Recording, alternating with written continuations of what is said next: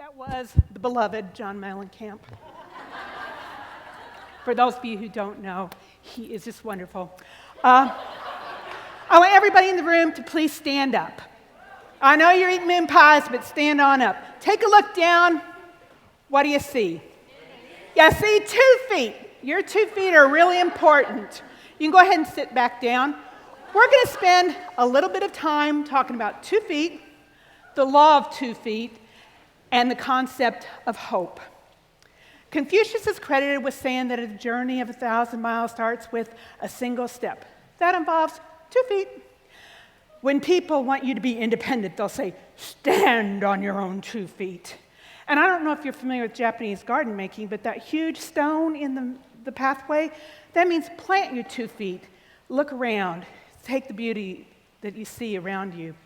I think 2 feet are really important, and I live my life by the power of 2 feet.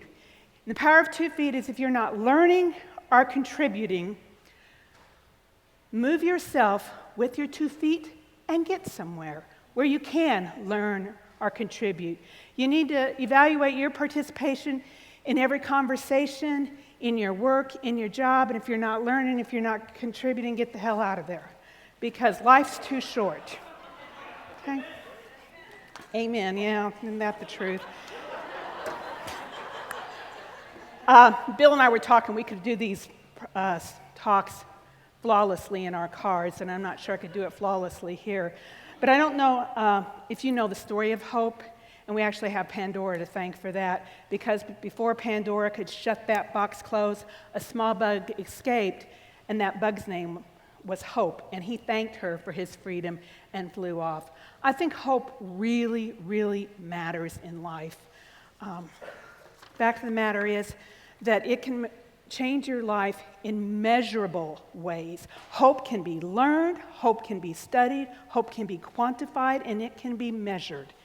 The researchers, I love researchers. I work at a university, why wouldn't I? They define hope as the ability to articulate goals, to set a plan to meet those goals, and this is the important part, persevere through obstacles.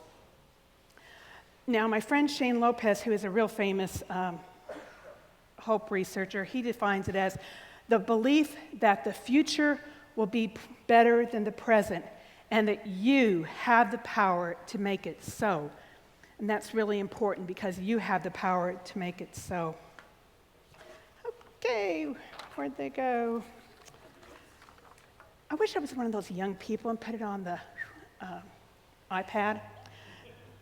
I don't want you to confuse hope with optimism because these things are distant cousins.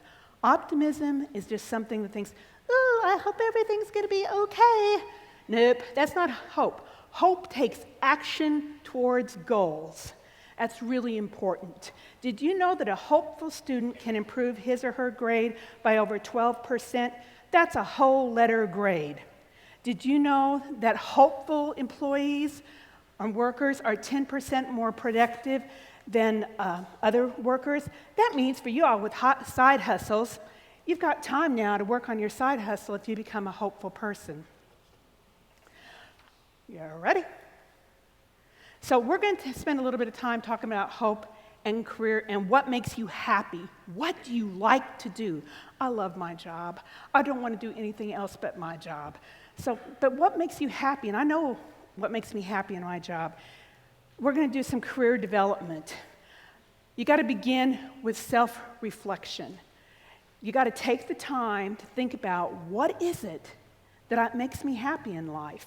And then you've got to write it down.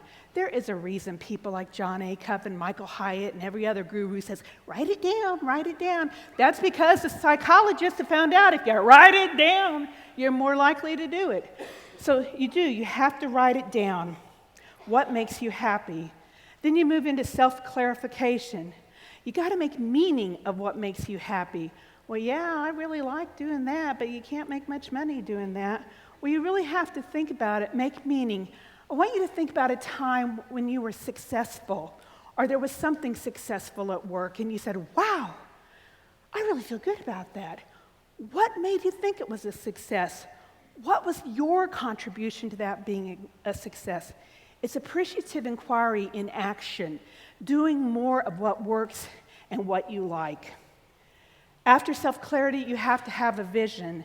And the vision is seeing the possibilities. And you've got to give that vision as many details as you possibly can. Because the more details, the more likely it is that you can see it happening, that you can see it moving along. Once you get past self-clarity, if Jane can find her notes, you have to do goal setting.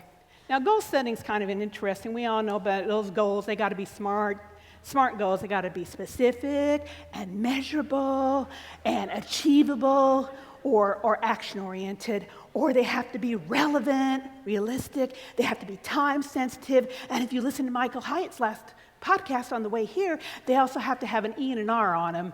Energize you, and then some other R for, But you see, I have 2 R's in my SMART, so I think those are his 2 R's. Nonetheless, you really have to have goals. You have to have goals that are long-term and short-term goals, because goals will move you to implementing. The beauty about hope is that hope motivates people. Now, we're at implementation. You've self-reflected, you're clear, you've got your vision, you've got action plans on how to meet those visions. Then you have to implement. And that's where hope really, really matters, because hope moves you to action. You're actually beginning to believe, I think the future is going to be better, and I think I am going to make this possible.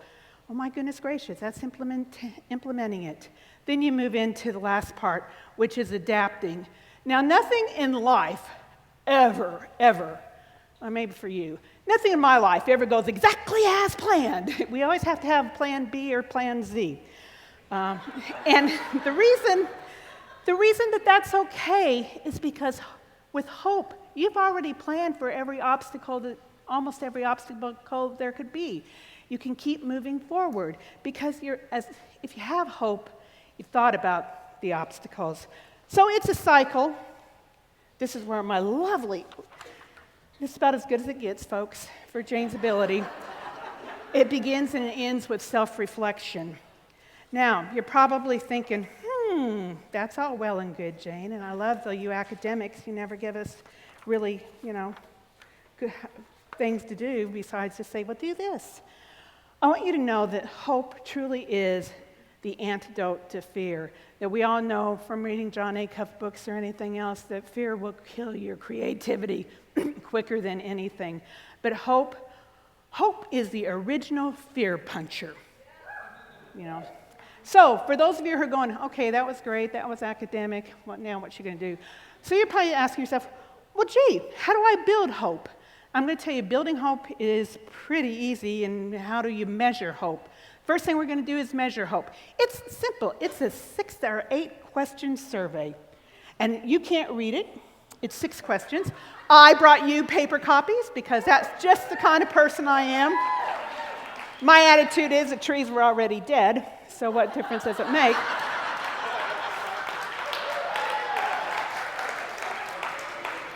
You take this very simple inventory, and it is just 6 questions, and I really do have a hard copy for you.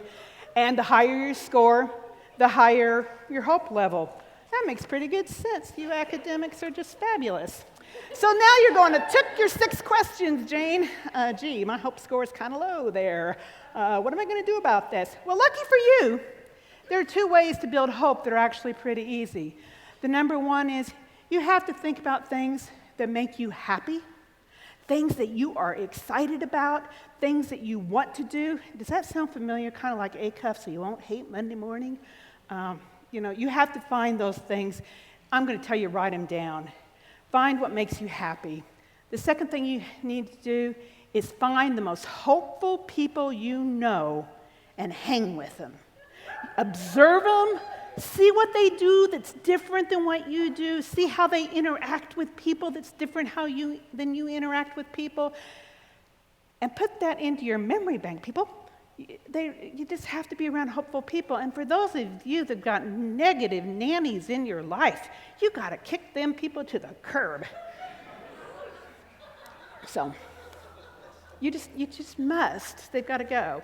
So if you want to meet a goal, and I know that we are all read every book there is on goal setting, but here's a really easy hope map developed by Shane Lopez. Take a piece of paper, such as this, divide it into thirds, such as that. On the far right hand, you put, this is my goal. On the first column, those are the steps you're going to need to take to meet the goal. And then in the middle are all those things that are going to screw you up, called obstacles. And then for every obstacle, you go back and you write a step that you can overcome those. And if you just follow that simple little map, you will get to your, meet your goals. So I've told you all about how to do that. Next slide, please. I work at a university. We don't do anything without a salute of the hat to the research. Shane Lopez has written the most readable book on hope research there is out there. It's called Making Hope Happen. You can get it for a penny with one of Ronnie's pennies from Amazon. It's nothing but pure research, but gosh, it's written for you and me in lay language. That's really good. The other one is Niles and Adamson have a book called Career Flows, and it's all about career development, but it's based on hope theory. And it's a fabulous resource. I'm going to leave you with a quote from the late Rick Snyder. Dr. Snyder was a psychology professor at KU, and he was a hope researcher. Hope is a rainbow of the mind. Hope, I'm going to tell you, your attitude matters. Your attitude truly matters. So whip it into shape. Use your 2 feet to learn or to contribute. Use your 2 feet to find hope. Because I believe if you find hope, that you will find peace in your life. Because the future will be better than the present. And each one of you has the power to make it happen that way. Please, punch fear in the face. Be hopeful.